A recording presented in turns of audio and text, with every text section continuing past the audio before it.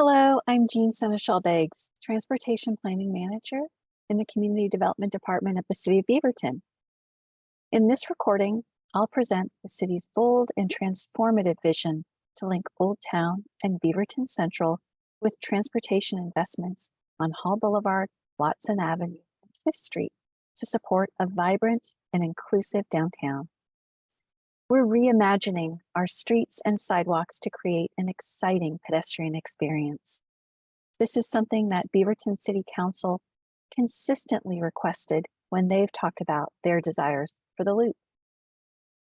Over the past 2 years, the project team has been leading a planning process with the community. We're nearing the end of that process, and we're gathering comments on the project's preferred alternative.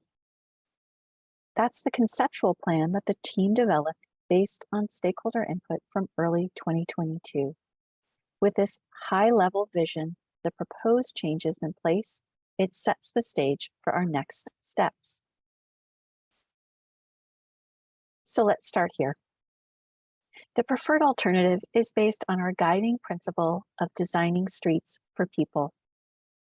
It's about putting pedestrians first, with sidewalks that are spacious and gracious, safe and universally accessible. It's about separating people biking from motor vehicles with continuous protected bike lanes. It's about improving the experience for people riding transit with better bus stops. It's about creating placemaking opportunities. And for people who come downtown by car for shopping, dining, and services, the loop creates a great experience outdoors and on foot to support what we call the park once and walk model. At the beginning of our planning process, we reached out to people, and here are some of the key things we heard very consistently. Walking along Hall Boulevard and Watson Avenue is not very interesting or comfortable. Crossing the major intersections at Canyon Road and at Farmington Road is a little scary. For people with disabilities, Hall Boulevard and Watson Avenue feel unsafe and are uncomfortable. Driving conditions make it unsafe for everyone. And for those people who are confident and strong bicyclists, it doesn't even feel safe for them. So to summarize, Hall Boulevard and Watson Avenue are a challenging place for everyone using it.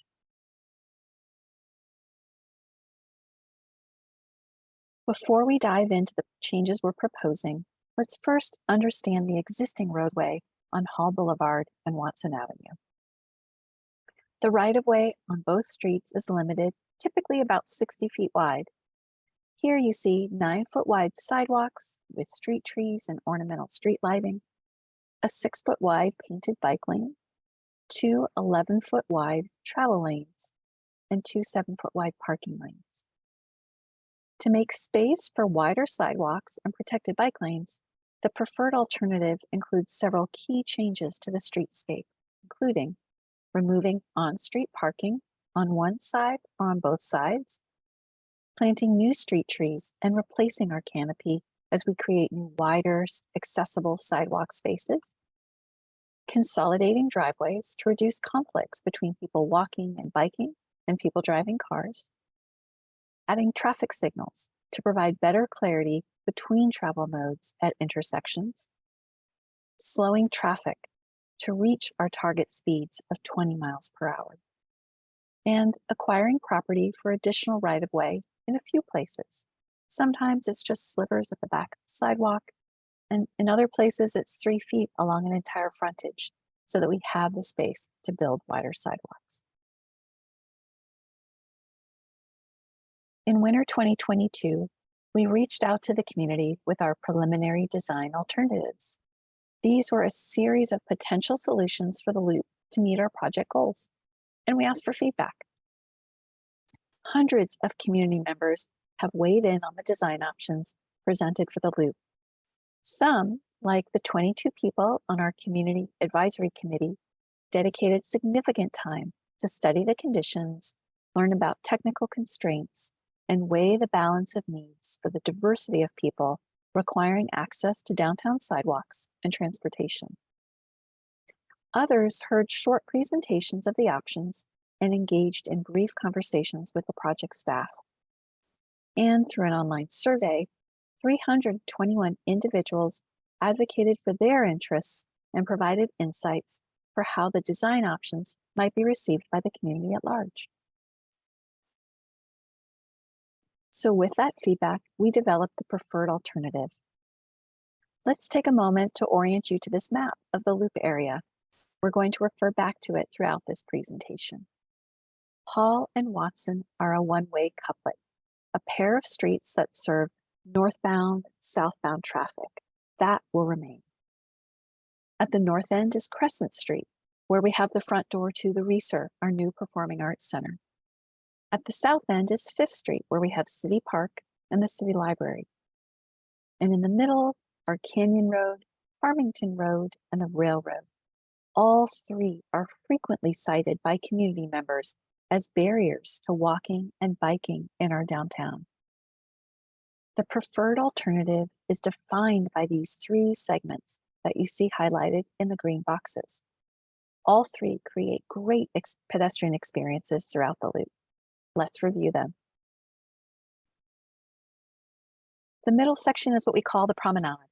It extends from Millikan Way to 2nd Street. Here you'll see 12-foot wide sidewalks on one side of the street and 18-foot wide sidewalks on the other side of the street.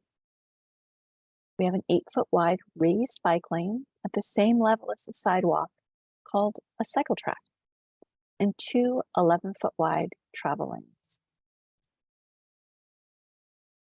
So what does that look like at the street level, and how might we use that space? With these 18-foot wide sidewalks, we can create lively places with spaces to gather, meet friends, and enjoy downtown. We can support business activity with space for A-board signs, store displays, cafe tables, and bike racks. And we can ensure an accessible route by maintaining a clear pedestrian through zone. That's the primary space in the middle of the sidewalk that is open for people walking. So here we are at 1st and Watson. On the left is the existing condition today. And on the right, you get a sense of the space in that 18-foot wide sidewalk. You can also see the cycle track on the opposite side of the street and a new traffic signal at 1st and Watson.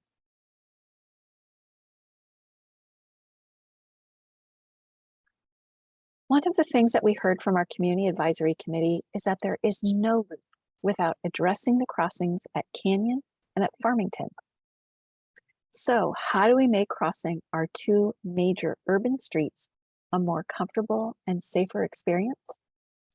We do this by installing high visibility crosswalks, those white ladder style crosswalk markings, and green cross bike markings through the intersection, making people walking and biking more visible.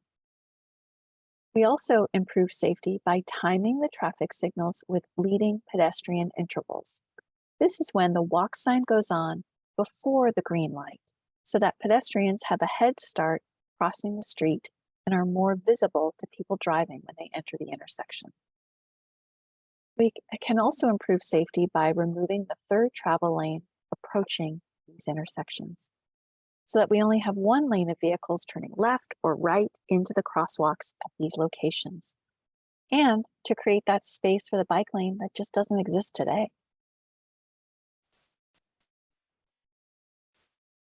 Here at Hall and Canyon, the plan proposes, again, using pavement markings to highlight the space for people walking and biking, giving priority to pedestrians with a head start when they cross, removing the third travel lane to create space for bikes that doesn't exist today, and removing the right turn slip lane at the southeast corner of this intersection so that cars turning from Hall onto Canyon have to make that turn much slower than they do today. So let's move to the Old Town portion. Here's our cross section. Different here from the promenade is that you'll see the parking return on one side of the street. Here we have 12-foot wide sidewalks on both sides, a 7-foot wide cycle track, 2 11-foot wide travel lanes, and a 7-foot wide flex zone. And I'll explain what that means in a minute. Now here's an image of the 12-foot wide sidewalk adjacent to the 7-foot wide cycle track. Here you can see how the sidewalk space for people walking is separated from the cycle track by the furnishing zone with its street trees and other site furnishings, including pedestrian scale street lights and bike racks. Using visual and tactile cues helps separate the space between people walking and people biking.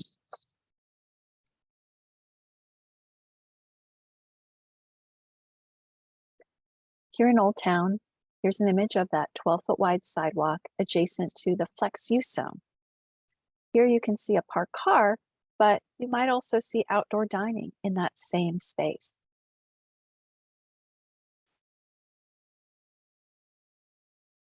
So what about that flex zone?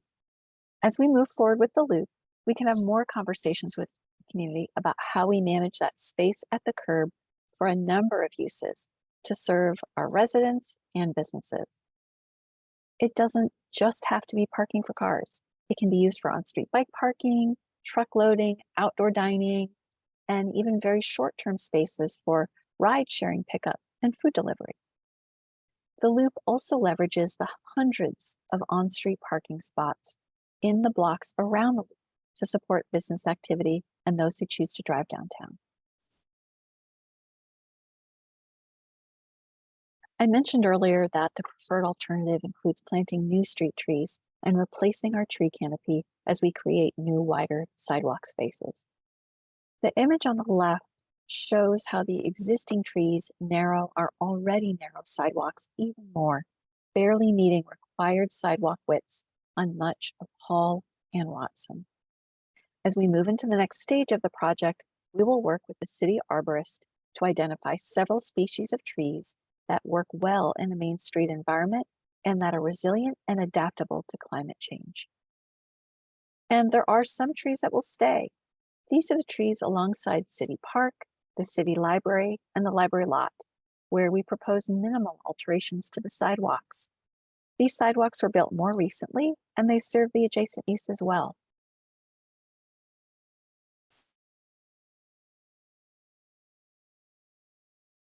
Here's the last stretch in Beaverton Central, and I'll keep this brief. Here's our cross section. You'll see we have 12-foot wide sidewalks on both sides, a 7-foot wide protected bike facility, and 2 11-foot wide travel lanes, and that 7-foot wide flex zone. It's in this section where you can see the potential for creating 15-foot wide sidewalks by securing an additional 3 feet of right-of-way through redevelopment. As new multi-story mixed-use buildings are built in downtown, these wider sidewalks help create space for new storefront businesses to activate the sidewalks. This concept of dedicating right-of-way at redevelopment can apply to any frontage along the loop with 12-foot wide sidewalks. But in Beaverton Central, where we have parking lots fronting Hall and Watson, not many existing buildings, there's obvious potential.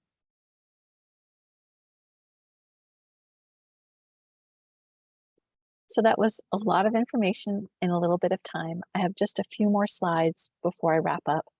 We appreciate you taking the time to watch this recording. In March and April of 2023, I shared a similar presentation on the preferred alternative with several city boards and commissions, as well as the Beaverton Urban Redevelopment Agency Board and the City Council. We're gathering comments, and we plan to return to City Council in May so that they can consider formally adopting the plan. As I said at the beginning of the presentation, with this high-level vision for the proposed changes in place, it sets the stage for our next steps.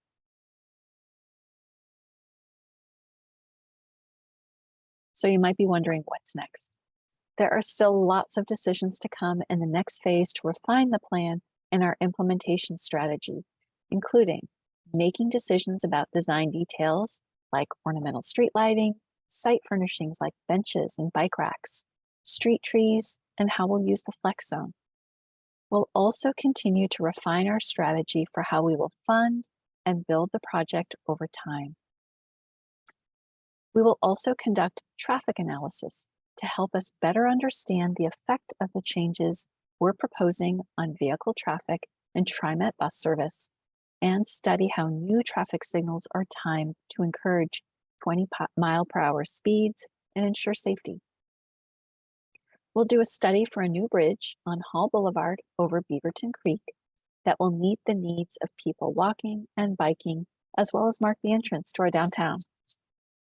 And we'll begin design work on safety investments at 6 railroad crossings through downtown, including the crossings at Hall and at Watson. Why? Train horn noise is a livability issue for people who live and work in downtown Beaverton. With the right changes to improve safety at the crossings, the city can request a railroad quiet zone.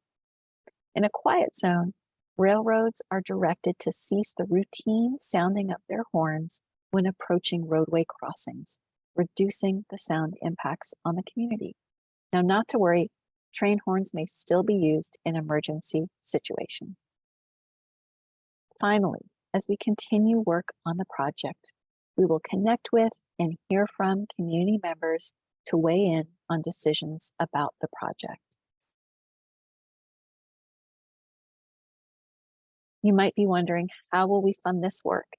So let's take a moment to celebrate the good news. In 2022, the city was successful in securing $6 million in federal grant funding for the loop. These funds put us on a path to continuing our work to design the project and build a first phase of the project. So here's how you can get involved in the project. Visit our website at beavertonoregon.gov/loop to learn more. Share your thoughts about the loop by submitting an online comment card. And while you're on our website, be sure to sign up for project updates by clicking on the participate button on the left side.